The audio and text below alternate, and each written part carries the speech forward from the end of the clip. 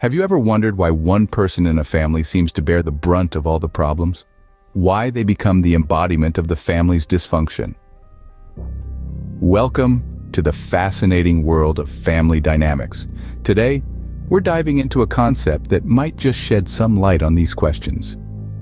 It's called the identified patient.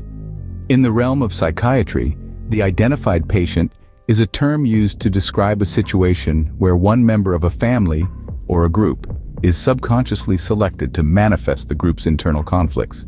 Think of it as a diversion, a way for the collective to avoid facing its own issues. This person becomes the focal point of all the problems, the one who is wrong or sick, while the rest of the group remains, at least on the surface, problem-free. But here's the catch. The identified patient isn't just carrying their own baggage, they're shouldering the unresolved problems, the unspoken tensions, and the hidden dysfunctions of the entire family. This identified patient often ends up shouldering not just their own issues, but the unresolved problems of the entire family.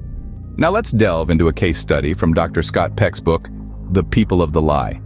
This particular investigation focuses on a scenario involving neglectful parents and their child. The child, in this instance, was assigned the role of the identified patient, a term that refers to a family member who, despite being a symptom bearer, is in fact a reflection of the family's overall dysfunction. The child's parents, instead of owning up to their faults and failures, chose to deflect blame onto their offspring. This refusal to admit wrongdoing is not merely a defense mechanism. It's a toxic pattern that can warp a child's self-image and wreak havoc on their mental health. The child, bearing the brunt of the family's dysfunction, becomes a scapegoat, an embodiment of the parents' issues that they refuse to confront. This parental behavior is emblematic of a deeper issue.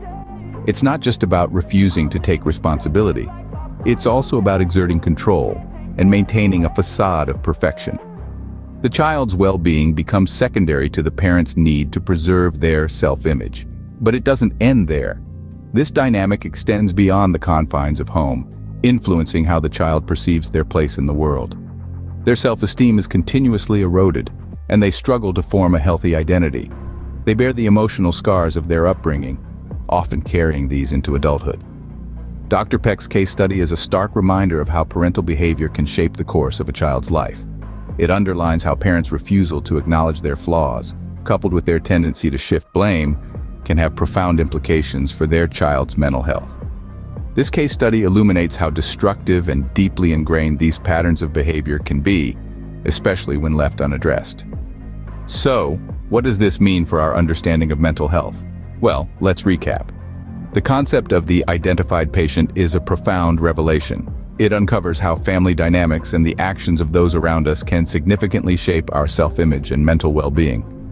The refusal to admit wrongdoing, the blaming of others, these are signs of a deeper issue.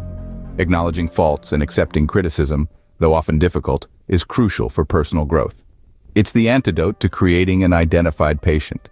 But this isn't just about families. Larger societal institutions like the church also play a role in shaping our beliefs and behaviors.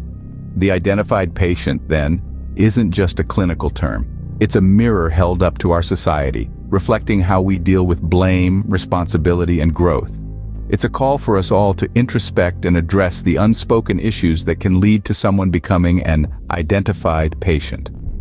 So remember, the identified patient is not the problem, but rather a symptom of larger, unaddressed issues within a family or group. And understanding this is the first step towards better mental health for all.